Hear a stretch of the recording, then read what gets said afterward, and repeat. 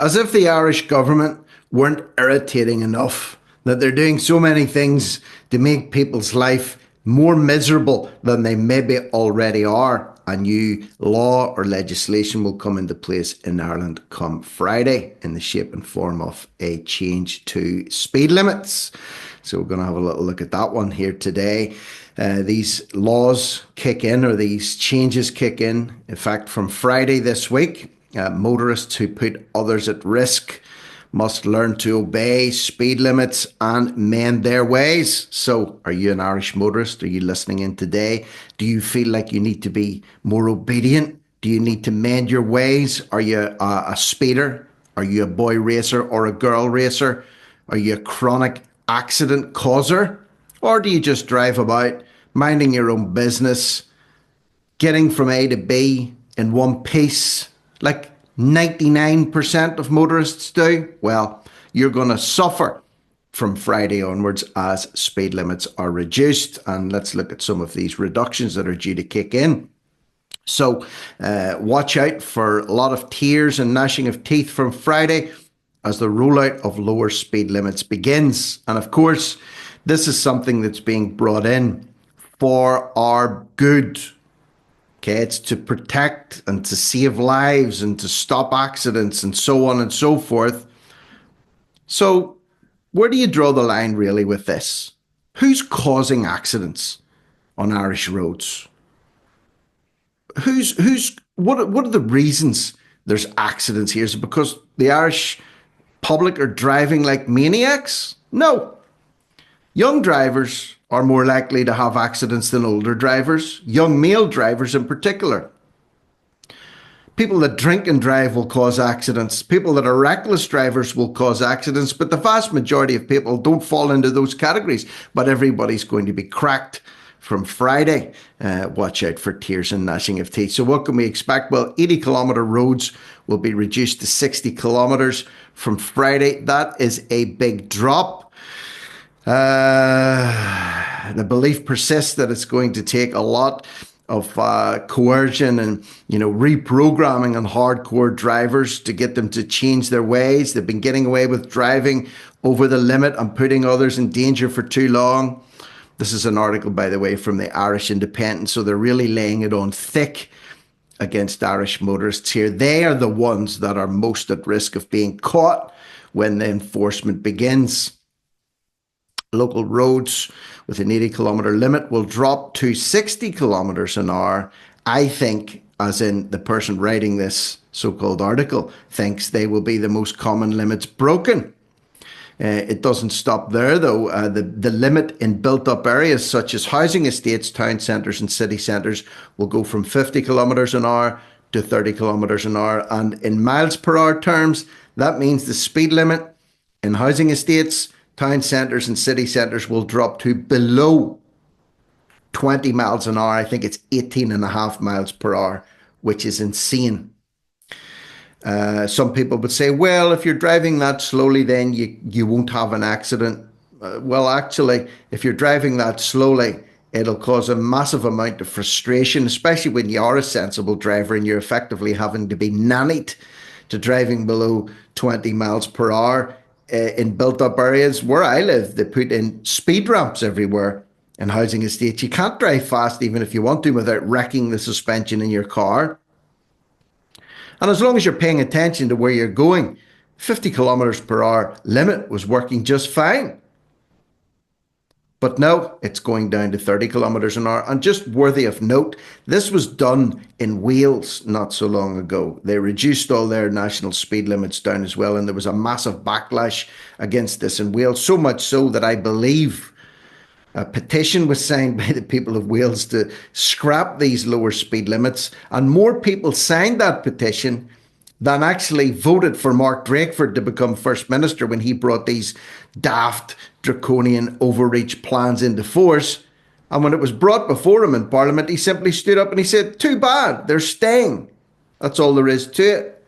So are these really being brought in to save lives, or will a lot more revenue be generated from these new laws because of extra tickets that will be doled out for breaking speed limits. And if you haven't done this, and I've tried doing this, by the way, I've tried going out at night into my local town centre and driving at 18 miles an hour, and it's like a snail, it's a crawl. Mobility scooters can go faster than 18 miles per hour or 30 kilometers per hour. But that's what they're going to try and bring in. That's what they are bringing in on Friday in Ireland. The default speed limit on national secondary roads is scheduled to be reduced from 100 kilometres an hour to 80 kilometres an hour, but not until later in the year. That's around 50 miles an hour on a national secondary road. Okay, there are accident black spots. I'll give you that. There are places that speed limits should be strictly enforced in, because people know where the dangerous stretches of road are in their areas. And even if you're not from that area, normally there's great signposting there to say danger, hidden bends or dips in the road, or slow down, accident black spot. So a little bit of common sense would go a long way there. But instead, everybody is being tarred with this brush that they need to be slower, more methodical in their driving, and ambling around from A to B. It'll cause great frustration. It'll cause massive amounts of annoyance, but it will also generate huge amounts of money for the government. Speeding fines of that, I have no doubt. So if you're an Irish motorist, are you accident prone? Are you a speed freak? Will you weep and gnash your teeth at the thought of this coming in? Or is it just going to bug you as an everyday motorist who doesn't get speeding fines, doesn't drink and drive, doesn't drive recklessly or carelessly, and just wants to get about your business from A to B? So that's coming in on Friday. Last night, crazy. Donald Trump gave a press conference with Benjamin Netanyahu, an impromptu press conference. And what he said, even, I think, took Netanyahu by surprise. He talked about US is going to take over Gaza. US is going to take over Gaza, not Israel. They're going to say, oh, it's a hellhole. We don't want people there. We're going to build them beautiful new houses. It's going to be so good. They're going to be so happy. But we're going to step in and we're going to take over Gaza. So the untarnished Simon Harris has piped in here this morning.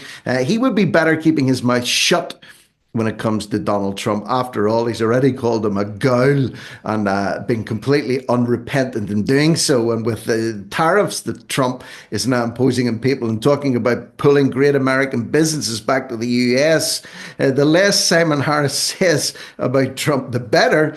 But he's piped in, telling us that a two-state solution is needed. A two-state solution is needed for the people of Palestine and Israel, as he expressed concerns over President Donald Trump's proposal to, quote, take over Gaza. Speaking on his way into government buildings, Harris said that any idea of displacing the people of Gaza anywhere else would be in clear contradiction with UN Security Council regulations. What does Harris care about the people of Gaza or Palestine, really? Or is he just virtue signaling? What does he care about the people of Ireland? He doesn't give a damn what the people of Ireland want. So why would he give a damn what the people of Gaza or Israel or anywhere else for that matter wants? Following on from the conference, Trump here, I mean, he's not messing around. We're only into February and he's already talking about taking over Canada, Greenland, the Panama Canal. Now he's announced that the US are going to take over Gaza.